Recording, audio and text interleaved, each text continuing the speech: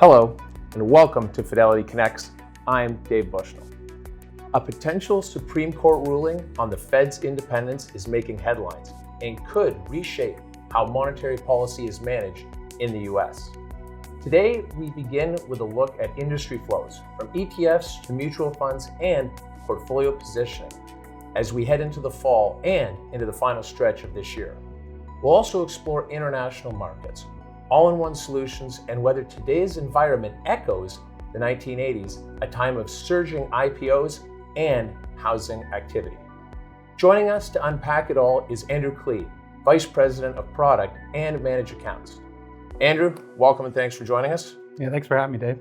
And just before we kick off today's session, as Andrew and I were talking before the show, we usually talk about everything about our industry, but today we were talking about something that might be on many of your minds today, and that was school drop-off. So whether you were dropping off at university, college, or as Andrew and I were young kids this morning, I hope it went seamless, and I hope for the parents with younger children there weren't too many tears this morning. So Andrew, with that, let's get into today. We're over halfway through the year. So interesting that we ended last year with all systems full speed. Great start to the year. We were very excited. Yep. Tariffs came in. We were all terrified. Now apparently that's okay. We're back up setting new records. Last couple of days and today is a little bit turbulent.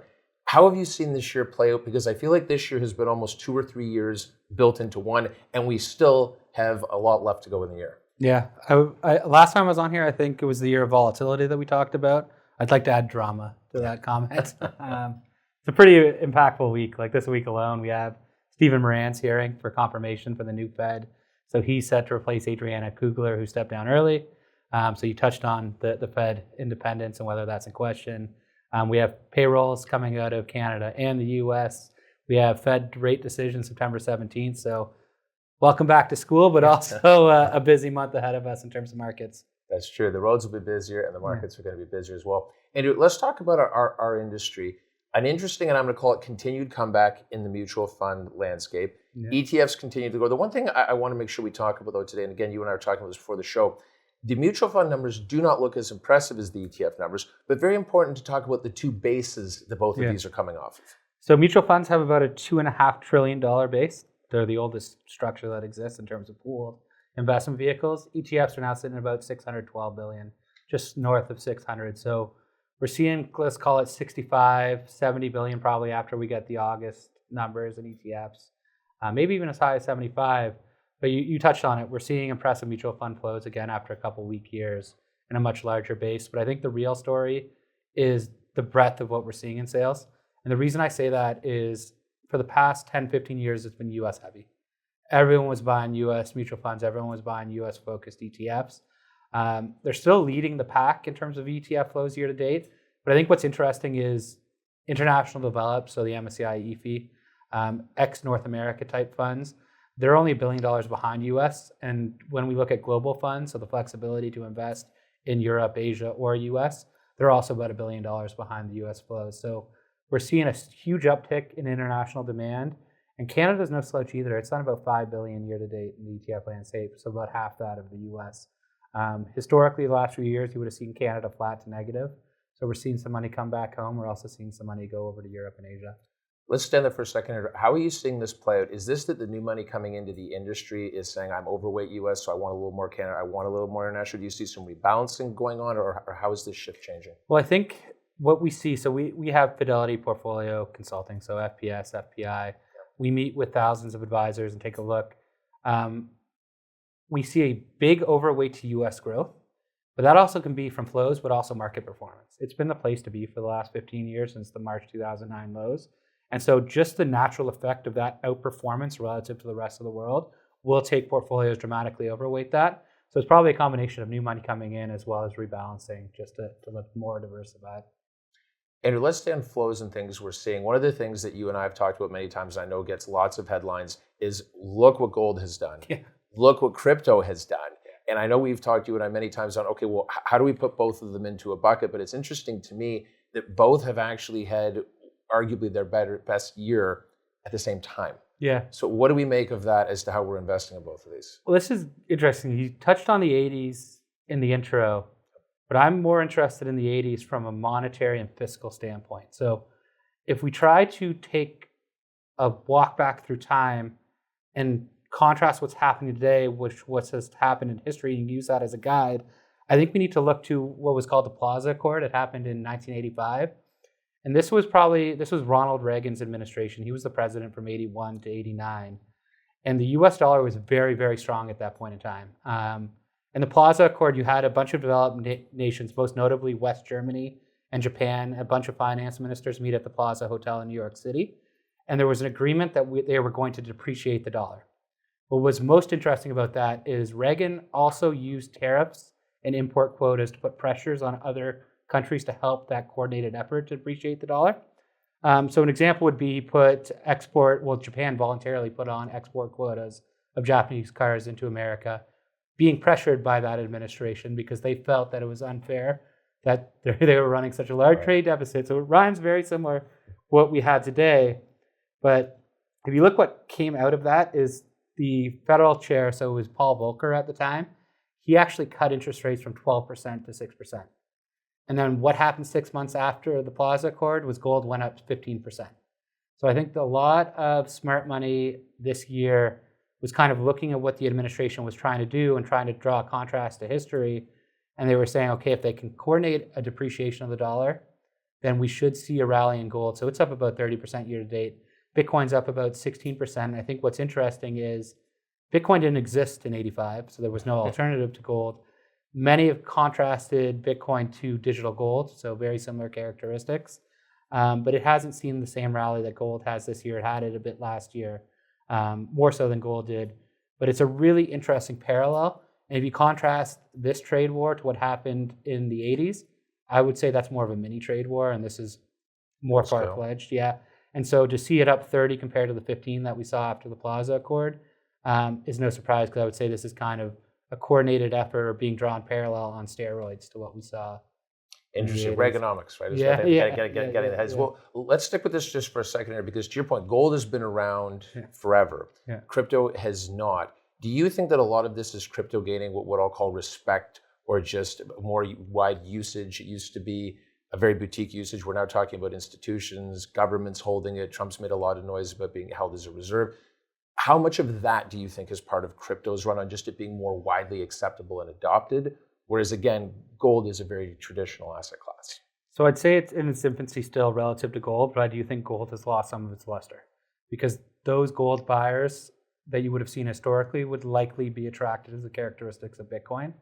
And so what I would say is Bitcoin is very different than every other crypto. So something like Ethereum, Solana has a very different use case than that of Bitcoin. So I think that you have seen some buying behavior change from the gold market into the Bitcoin market. But it's important to remember, Bitcoin's about 4 times the volatility of that of gold. So it's significantly more volatile, but I do think it has attracted some buying interest that the gold community would have historically commanded in the 80s. What do you put, last question on this, how much do you put into the thought of crypto being held as a reserve? What I think is really interesting about the way the crypto market is evolving is it's starting to become a productive asset. So if you actually look through history, a lot of pundits will say, you don't invest in gold because it doesn't produce a dividend yield, it doesn't produce cash flow. That was the case for the crypto industry when it launched. But now we have things such as staking, where you can actually stake your crypto assets, you can earn a yield off of that, you can take Bitcoin and put it into DeFi and get paid a yield off it. So I'm really interested to see how crypto evolves going forward as it does become a productive asset that would differ from gold. So I think the use case is changing a bit. Do you see it too? Sorry, I said one more, but one more. Do you also see it that you can never, in theory, buy something, not put in many places I know will take gold. Yeah. If we do get to a place, I know many online things, you can buy a Tesla and Bitcoin. Do you see that as also changing it as well, as if it really becomes a currency that you and I would actually buy something with? I think we have to contrast the difference between the developed markets and the emerging markets. So if you think about the use case of it for someone that experiences hyperinflation, I think that's where you see it as a barter exchange, a store of value. That's not the case in the developed world as we stand today. So I think you will see it increasingly used as a barter of exchange in some of the emerging markets around the world where they don't have a decent alternative to their fiat currency. In the North American markets today, I don't see it being used as a barter of exchange. I think that's more of a shiny toy to put on purchasing a Tesla with Bitcoin, but it's better being held as a store of value or an investment opportunity that we're seeing in the developed world. So Andrew, let's change gears into what I will say is getting more press now than I think anything other than Taylor Swift getting engaged. But it's probably second to that. So all this stuff, the Fed's built a $2.5 trillion new digs. Yeah. Trump wants to fire Powell. We're now hearing almost all these new people. It sounds like they're making their case for them to be the next Fed chair. Some of them are going as far as saying, I'll cut 2%, the first day that I'm in there. Yeah. Trump's trying to fire members of the Fed. Can you walk us through a couple of things? Maybe just walk us through from a high level, what is it that's happening? And if Trump is successful in this, like if we do see Powell either resign, get pushed out, whatever it is, what will that mean for markets? There's a lot to unpack here. Yeah, there's a lot of drama, a lot of uncertainty, but I think it's if you subscribe to the initiative of depreciation of the US dollar, that is the agenda that we're trying to get to through the use of tariffs as a bargaining chip to depreciate that dollar, bring balance back to the trade and bring manufacturing back. The Fed needs to work alongside fiscal policy. So you cannot depreciate the US dollar when you have a Fed holding rates high and a government spending. They actually need to be coordinated. And so that's why it's really interesting when you look at the Plaza Accord, is because the Fed went alongside the government and fiscal policy and cut rates as part of that agenda. And what's really, really interesting is Stephen Moran. So he has his confirmation hearing on September 4th. So that's this week. If he's confirmed, he will actually be able to vote in the September 17th Fed rate cut decision. So the markets are right now pricing in a 91% chance of a 25 basis point cut. We went slightly above 100 a couple of weeks ago, which would have implied up to 2. So 2 25-point cuts, so 50 in total. Remainder for this year? Just for September. Got it, okay. Yeah. Okay. Right now, the market's expecting 2 cuts for the remainder of the year. At 25 basis points? So two 25s between now and December. 2 25s, got it. Yeah. Could that both come in December? The market's not pricing that in, or September, that's not being priced in today. But that's the expectation through the end of the year. But what's interesting is he's putting in people that he would expect to vote. But I think what's really interesting about Stephen Moran was he was actually down in Mar-a-Lago with Bessent, the Secretary of Treasury. And it's being dubbed the Mar-a-Lago Accord, similar to the Plaza Accord. But the idea is he wrote a paper at a think tank that was using tariffs as leverage for negotiations on the US. So he actually brings something really interesting because he supports tariffs. If Trump wanted someone that says, yes, I will cut rates, he could very easily pick someone else that will just cut rates on his behalf. But it looks from the outside that he is putting in people that could actually help orchestrate his agenda so that the Fed's working alongside the administration in terms of weakening that dollar, balancing trade, bringing manufacturing back. And if that's coordinated, then you could see further depreciation of the dollar. But it's important to note that the dollar index is down about 10% already. So we've seen a lot of front running on that. We've also seen gold up 30% this year. So it's tough to say how much is priced in, but it's an interesting parallel that you draw back to the 80s. Hello, investors. We'll be back to the show in just a moment. I wanted to share that here at Fidelity, we value your opinion. Please take a few minutes to help us shape the future of Fidelity Connect's podcasts. Complete our listener survey by visiting fidelity.ca/survey, and you could win one of our branded tumblers. Periodic draws ending by March 30th, 2026. And don't forget to listen to Fidelity Connects, The Upside, and French Dialogue Fidelity podcasts, available on Apple, Spotify, YouTube, or wherever else you get your podcasts. Now back to today's show. Andrew, walk us through why should I be, if I was an American, why should I be excited, or why is this going to work for me? If he pulls this off, what's with the chain reaction on why this is good for the American people? Well, it's bringing jobs back. It's rebuilding that manufacturing industry. So he's trying to become less reliant on the rest of the world. But if you actually look what happened in the 80s, the rest of the world does not want a weak dollar. And the reason for that is that Americans are one of the largest consumers of goods from international companies. And so from an American perspective, that actually increases the price of buying exports from the other nations. And so that's where the tariffs come into play, because if you actually look back, the rest of the world in the 80s did not want to depreciate the dollar because they sold so many goods into it. So if you take Germany as an example, they're a net exporting nation. They need that American buyer to purchase German exports for the benefit of the country. But what did that administration do is they actually used tariffs as leverage for them to agree that a coordinated depreciation of the dollar was in the best interest. So they were kind of forced to come along to that depreciation. But what does it mean for Americans is low interest rates are typically good of risk assets. There's two types of low interest rate environments. If you're cutting rates because you're in recession, stock markets generally don't like that.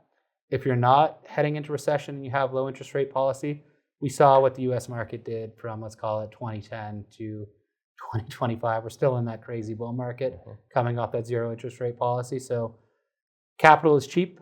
Companies can do a lot with cheap capital, and we saw a really exceptional run coming out of it. Let me ask you a few questions on this. So if this happens, where my head goes is naturally we can expect to see a housing, I'll say they've already had sort of a housing boom, but it should re-energize that. Yeah. It should re-energize the IPO market. Yep. I'm going to guess. Maybe talk to us about those two things, because I also want you to talk to us about one of the things we're told to fear through all of this is inflation. And we haven't really seen the tariff inflation come through yet. No. Lots of people are saying yet to come, hasn't been priced in, all these things. So maybe let's start there. Where does your head go with inflation on all of this? Can they, if this all happens, is there a scenario that could run away on them? It depends on how companies are going to pass this through. So let's assume that there is inflation. Will it come out of profit margins, or will the price be passed on to the consumer? And I don't know what the better answer is. Because if it's passed on to the consumer, you can see some really large headline inflation numbers, if it's right. And that's not going to be great because it means that interest rate policy is not high enough. And you could see a repeat of the 2022. So value stocks, stock and bonds correlation becomes correlated again. That's not a great environment. It's also going to come down to the negotiating power of who's going to take the concessions. So if the rest of the world holds strong, is the US company going to eat that? That means lower profit margins, lower earnings. Stock markets also typically don't like that. If the foreign countries will take that concession, so there's going to be a negotiation. There's a supply chain that happens. If you have to pay more, you might ask your supplier to take a cut as well. So I think it's too early to tell how that plays out. So someone's getting hurt is the bottom line. The question is Yeah. the consumer or the company, Yeah. and will the company be able to hold earnings if it's them? Yeah, so I think the hope is inflation stays down because we don't want to have that repeat that we saw at the last inflation run. Interesting. Yeah. Let's go back. Let's go back to the other 2 points. Housing is a huge thing in the U.S. I mean, my gosh, we've heard Mark Schmidt for years talk about housing. It's sort of like he's in or he's out. Housing, and also interesting IPO markets. Yeah. How will we see both of those react? So the interesting thing about the U.S. market is that you have jumbo mortgages. So it's about 6% right now to buy a house in the U.S. But you take a 30-year mortgage and you don't rate reset. But the mortgage is also non-portable. So us in Canada, if you or I move, we take the balance of our mortgage with us to our new house, and boom, we get a new blended rate. So say you spend more, you're going to get an interest rate somewhere between your old one and your new one. In the States, that's not the case. So they actually have to refinance because the mortgage is tied to the house and not the person. But that's also why they got into so much trouble in 2008, was when my house was underwater relative to my mortgage, the only recourse that the bank had was the house itself. So everyone declared bankruptcy and handed the keys to the bank and moved on with their life, and that was the only risk they took. In Canada, they are recourse mortgages. So what we saw in the US was a huge deleveraging event in 2008. Everyone was forced to delever. The annual debt to income in the US is far lower than Canada. It's about 135% last time I checked relative to Canada, sitting close to 190%. So the US consumer is not as levered, but what lower rates would do is open up the flexibility. So I think you see housing sales increase. You start to see action increase again, so you could see it be propped up, kind of similar to what you saw in the 80s. I want to talk to you about timelines for this. So as we're sitting here talking about all this, okay, so if any of this is going to transpire, is it going to happen this week, this month, this year? And I know it's a tough thing to answer, but in theory, how does all of this unfold? So I think you need to see more time play out on the inflation front for these tariffs to really have a bite. So I think declaring victory today that there is no inflation is early. There's still a lot of details. So you see trade announcements, but they're very vague. And you know there's negotiators happening behind the scenes that are going to probably negotiate 200, 300-page documents. Those details have not been hammered out. So I do think that we have probably 6 to 12 more months before we have clarity on the tariff picture. And you saw just recently, last week, they declared that some of the tariffs that they've enacted are illegal. But they're leaving them in October, and he's going to allow appeal in the Supreme Court. So who knows where that shakes out. So let's just assume we have to wait for the appeal on whether tariffs are illegal or not to even have clarity whether these will continue or not. This is becoming the administration's economy. So I think what's interesting about it is the first 6 to 8 months of the administration, they had the luxury of blaming the former administration for any weakness in jobs, inflation. I think in the next 6 to 12 months, this very much becomes the Republican economy, because you can only blame your predecessor for so long before your actions take ownership over the health of the economy and inflation. So I do think it's going to take some time for us to get a full picture on what tariffs will stay, what will go, what are the fine details of those tariffs. So I think we do have some time. But what's interesting is the midterms come up. So if we're talking about a proverbial plane, the Republican administration needs to land this plane before the midterms, because they can't risk losing those seats in the House or the Senate. So it'll be really interesting to see if things start to deteriorate heading into the midterms, and what is the reaction. If things are very strong heading into those midterms, I think you continue pushing. So I wanted to ask you that. Is there, because one of the things I find interesting is Trump's been really going along right now with nobody really getting in his way. And I literally feel like in the last week, it's been, you can't send the Marines and certain police to certain states. Yeah. You can't do these certain tariffs. Do you see gridlock coming? Because this is the first real pushback we've seen from the courts, from municipalities. Yeah. Do you see that perhaps slowing down the machine that really he's been running full steam ahead? I do, but I think every decision is going to end up in the Supreme Court. And just the reason for that is they put it was a split decision on the tariffs being illegal or not, but they did say we will allow you to appeal, and that's going to have to go up to the Supreme Court. And so he had the luxury of appointing a couple, if not a few, members of the Supreme Court. So they are stacked in favor of the Republicans. So we will see what those decisions come out, but it is going to create gridlock because a lower level court may rule, and I ultimately think that it all lands on the desk of the Supreme Court in every decision. Interesting. And he'd probably take his chances with that. We'll see. Andrew, let's tie all this back to Canada. Yeah. So we're talking about all this, what the feds are going to do. So if they do anything that even looks like what we're talking about right now, what does Mark Carney do? Do we lockstep with them? Do we have to take our own path? How is he, in his mind, if you had to sort of guess to get in his head, what's he thinking where he wants our dollar to be, which is, affects everything? What's the move here, or do we have a move? I think he's got a tough job. I agree on that. So I have a couple comments around that. So if you look through Canadian recessions, historically what we would do is weaken our dollar. And the reason for that is we're an exporting nation, and a weaker dollar means our exports are more attractive to international buyers. This time is different because our largest buyer is the USA. So let's assume 3/4 of our exports go down to the US, and they're also trying to depreciate the dollar. What is the response of the Canadian Central Bank? It's important to remember, Mark Carney's running the government, not the central bank. So the central bank's playbook historically would depreciate the dollar, and they've had a fairly easy time doing that throughout history because the US dollar was so strong. Now you have a competing interest where the US dollar is also being weakened. But I also do agree that given our reliance on the US, it was the right decision to try and get one of the best and later trade deals. And so in game theory, it's an economic class I'm sure many people took.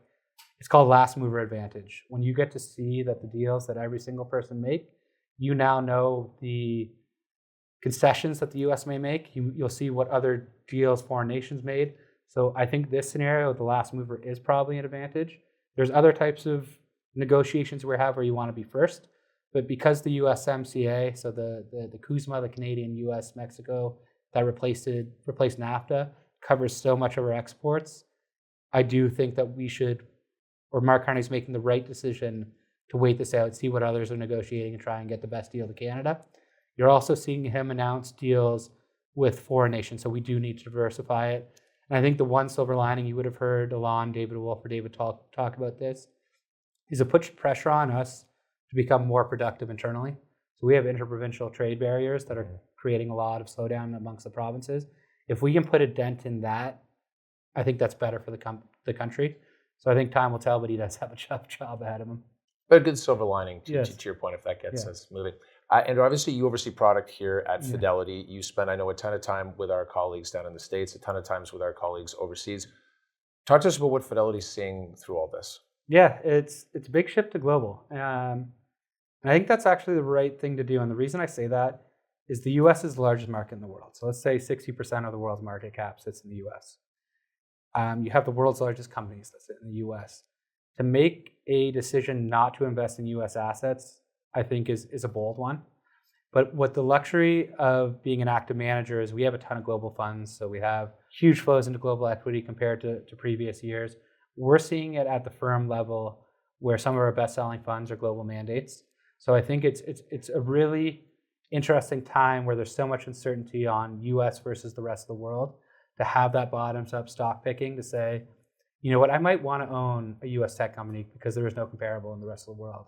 But if I can buy a grocer at 10 times your earnings in Europe versus 12 times your earnings in the US, maybe I should be taking that European company just because these are apples to apples businesses. We both know they're defensive stocks, but I can get the valuation pickup in the international markets.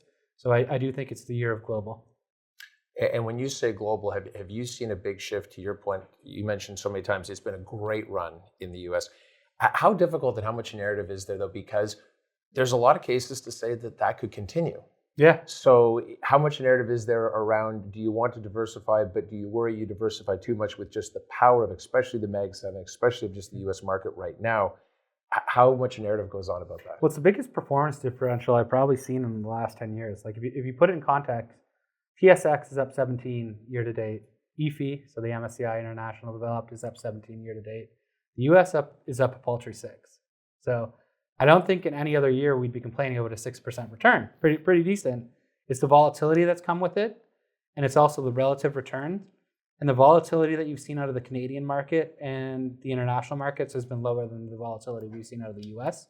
So I do think it's a really interesting time where we're seeing capital flows diverge that have been heavy US over the last decade. And I'm also interested, we've done many programs, you and I together, talking about everything from HISA flows to GIC flows. Those feel like now they're coming out the other end in the sense that they feel like they're coming back into risk assets. Do you see a scenario where, just to go back to your previous comments, if rates do go down, obviously that pushes everybody back in. Do you see a scenario where there is a big push back in, I'll say, out of the money markets, out of the GICs, into more risk assets? Yes, if the economy is strong and inflation is low, that is very supportive of that trade.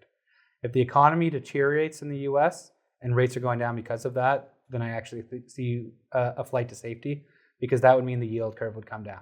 Just because rates are coming down doesn't mean that the yield curve needs to adjust. So if you actually look at the 30-year yield this morning, it's approaching 5%. So you are being handsomely paid compared to, let's call it 5 years ago, where the 30-year was trade, where we're not seeing tons of flow in there. So it's going to depend on the health of the economy. And if the economy is strong, the consumer is strong, and inflation is low, and rates come down, that is a very full case for those risk assets. So it'll be the reason why rates are coming down. And where we stand today in the US is a fairly healthy economy, fairly decent or fairly low unemployment, and the potential for rates to come down. And if you contrast that with Canada, our last quarter's GDP was negative 1.6%. And so we're heading towards potential recession. And if the reason that rates come down is because of potential recession or recession, then that typically favors the fixed income there. Andrew, we could do this all day. Thank you very much for your time today. Thanks for watching or listening to the Fidelity Connects podcast. Now, if you haven't done so already, please subscribe to Fidelity Connects on your podcast platform of choice. And if you like what you're hearing, please leave a review or a 5-star rating. Fidelity mutual funds and ETFs are available by working with a financial advisor or through an online brokerage account. Visit fidelity.ca/howtobuy for more information. While on fidelity.ca, you can also find more information on future live webcasts. And don't forget to follow Fidelity Canada on YouTube, LinkedIn, and Instagram. We'll end today's show with a short disclaimer. The views and opinions expressed on this podcast are those of the participants and do not necessarily reflect those of Fidelity Investments Canada ULC or its affiliates. This podcast is for informational purposes only and should not be construed as investment, tax, or legal advice. It is not an offer to sell or buy, or an endorsement, recommendation, or sponsorship of any entity or securities cited. Read a fund's prospectus before investing. Funds are not guaranteed. Their values change frequently and past performance may not be repeated. Fees, expenses, and commissions are all associated with fund investments. Thanks again. We'll see you next time.